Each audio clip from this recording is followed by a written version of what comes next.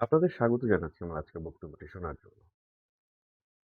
বাংলাদেশে কিছুদিন পর পর কোনো একটি বড় দুর্ঘটনা ঘটলে অথবা যদি বলি কোনো একটি নৃশংস হত্যাকাণ্ড ঘটলে আমরা বলতে শুনি মানুষকে, আন্দোলন করতে দেখি মানুষকে এবং সেখানে স্লোগান দেখি যে বিচার চাই। কেন বারবার এই বিচার চাই স্লোগান নিয়ে মানুষকে নামতে হচ্ছে? মানুষ বারবার কেন বিচার চাইছে? তাহলে কি মানুষ বিচার পাচ্ছে না? বিষয়টা একজন আইনজীবী হিসেবে আমাকে ভাবায়। বাংলাদেশের মতো একটি দেশ, যে দেশের স্বাধীনতা গৌরব আছে, যে দেশ স্বাধীনতা যুদ্ধ করে স্বাধীনতা অর্জন করেছে, সেই দেশের মানুষের বিচার চাইতে হবে কেন? কেন মানুষের মাঝে এরকম একটি ধারণা তৈরি হয়েছে যে বিচার হচ্ছে না? আসলে কি বিচার হচ্ছে না? আমি আজকে এই বিষয়টি নিয়ে কয়েকটি অ্যাঙ্গেলেই আলোচনা করব। প্রথম কথা হচ্ছে, বাংলাদেশের মানুষ বিচার চায়, কার কাছে চায়? বাংলাদেশের মানুষ কিন্তু আমরা যদি লক্ষ্য করি, তারা আদালতের কাছে বিচার চায় না। বাংলাদেশের মানুষ বিচার চায় মাননীয় প্রধানমন্ত্রীর কাছে। এটি শুধুমাত্র এই সরকারের সময়ই এমনটি তা না। আমি বিগত ১০ বছর ধরেই লক্ষ্য করছি, হয়তোবা তারও আগেও ছিল, বাংলাদেশের মানুষকে বিচার চাইতে শুনি মাননীয় প্রধানমন্ত্রীর কাছে। কিন্তু কোনো একটি দেশের মানুষের প্রধানমন্ত্রীর কাছে বিচার চাইবার কথা না। মানুষের বিচার চাইবার কথা দেশের আদালতের কাছে, বিচার বিভাগের কাছে, প্রধান বিচারপতির কাছে। কিন্তু তা না হয়ে কেন মাননীয় প্রধানমন্ত্রীর কাছে বিচার চাইছে? এই বিষয়টা যদি আমরা বিশ্লেষণ করতে যাই, তাহলে এর প্রেক্ষাপট অনেক রকম দেখা যাবে।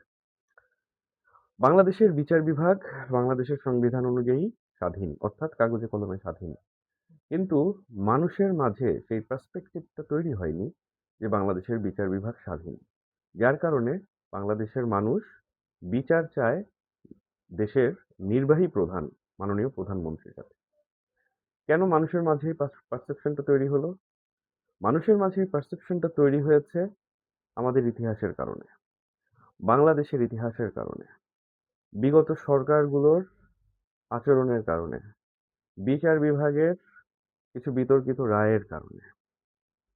এমনটি তো হবার কথা না। কোনো আলোচিত হত্যাকাণ্ড হলে মিডিয়া যখন খুব বেশি সেটা নিয়ে রিপোর্ট করে, মানুষ যখন সেটা নিয়ে রাস্তায় নামে, তখন সেটা নিয়ে দেখা যায় যে খুব তড়িঘড়ি করে একটি বিচারের ব্যবস্থা করা হয়। বিচারের ব্যবস্থা তড়িঘড়ি করেই বা কেন করা হবে? বিচার তো হবে স্বাভাবিক প্রক্রিয়ায়। একটি বিচার তড়িঘড়ি করে করা হলে আরেকটি বিচার যদি স্লো করা হয়, এটা কি এক ধরনের ডিসক্রিমিনেশন না? এখানে তো এক ধরনের বৈষম্য তৈরি হচ্ছে। বিচার বিচারিক স্বাভাবিক প্রক্রিয়ায় চলবে। বাংলাদেশের বিচার বিভাগ এর বাজেট আমরা বিভিন্ন সময় পত্র-পত্রিকায় দেখেছি যে রাষ্ট্রীয় টেলিভিশন মাধ্যম বিটিভি, বিটিভির যে বাজেট, সে বাজেটের চেয়েও কম। কিন্তু দুঃখের বিষয় হচ্ছে, বাংলাদেশের বিচার বিভাগের থেকে সরকারের রাজস্ব আয় ১৫,০০০ কোটি, অথচ বাজেট ২২০০ কোটি। ১৫,০০০ কোটি টাকা রাজস্ব আয় হলে কেন সেই খাতে মাত্র ২২০০ কোটি টাকা বরাদ্দ হবে? দেশের মানুষ বিচার চায় এই বিচার বিভাগের কাছে, যে বিচার বিভাগের বাজেট দেশের বিটিভির চেয়েও কম। সেই বিচার বিভাগের কি সেই সক্ষমতা আছে? আমরা নানান সময় শুনি যে বিচার বিভাগের, বিশেষ করে নিম্ন আদালতের কথা যদি বলি, ডিস্ট্রিক্ট জাজ কোর্টগুলো, জেলা পর্যায়ের আদালতগুলোতে, সেখানে আমরা প্রায় শুনি যে লোকবল সংকট, স্টাফ সংকট, আর মোস্ট ইম্পর্টেন্টলি শুনি বিচারক সংকট। বাংলাদেশের মতো একটি দেশে, যেখানে হাজার কোটি টাকা বিদেশে পাচার হয়ে যায়, সেই দেশে বিচারক সংকট কেন থাকবে? ২০ কোটি মানুষের দেশে পর্যাপ্ত বিচারক কেন থাকবে না? বাংলাদেশের মানুষ কেন বিচার চাইতে হবে রাস্তায়? পর্যাপ্ত কোর্ট যদি থাকে, পর্যাপ্ত বিচারক, যে পরিমাণ বিচারক দরকার সেই পরিমাণ বিচারক যদি থাকে, তাহলে মামলা জট বেশি তৈরি হবে না। বরং কিছু বিষয় আমরা দেখতে পাচ্ছি, অতীতের মামলা জটের রেকর্ড রিসেন্ট সময়ে অনেক ক্ষেত্রেই ছাড়িয়ে যাচ্ছে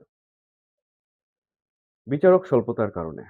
আপিল বিভাগে, সুপ্রিম কোর্টের আপিল বিভাগে যেই সংখ্যায় বিচারক থাকার কথা, তার অর্ধেক বেশিরভাগ সময় থাকে। কেন? এটাই তো বিচারের দীর্ঘসূত্রিতার কারণ। কোনো একটি বিষয়ের, কোনো একটি অপরাধের বিচার যখন দীর্ঘসূত্র হয়ে যায়, তখনই কিন্তু মানুষের মাঝে একটা পারসেপশন তৈরি হয়ে যায় যে বিচার হচ্ছে না। আবার বিচার বিভাগের বাজেট স্বল্পতার কারণেও, স্টাফ কর্মচারী প্রয়োজনীয় না থাকার কারণেও এবং লজিস্টিক সাপোর্ট কম থাকার কারণেও, তার চেয়েও বড় বিষয় বর্তমান যুগে, এই প্রযুক্তির যুগে প্রযুক্তিগত সাপোর্ট কম থাকার কারণে বিচারের গতি ধীর হয়ে যাচ্ছে। বাংলাদেশের আদালতগুলোতে মামলার কপি তুললে সেটার জন্য তুলতে হয় ফটোকপির মাধ্যমে। আদালতে বিচারের জন্য মামলা বদলি হলে অনেক মোটা রেজিস্টার থেকে লয়ারদেরকে ঘন্টার পর ঘন্টা মামলা বদলি হয়েছে কিনা, সেই নাম্বার পড়েছে কিনা সেগুলা খোঁজার জন্য সময় নষ্ট করতে হয়। অথচ খুব সহজেই এই বিষয়গুলোকে কিন্তু ডিজিটালাইজড করা সম্ভব ছিল। কিন্তু কোনো সরকারই কেন যেন এই বিষয়গুলো নিয়ে মাথা ঘামায়নি।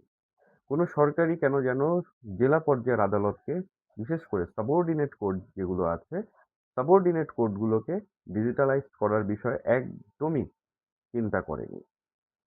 যদি ডিজিটালাইজেশনের সুবিধা সাবঅর্ডিনেট কোর্টকে দেয়া যেত, তাহলে কিন্তু আইনজীবীদের যেমন সুবিধা হতো, আদালতেরও মূল্যবান সময় অনেকাংশেই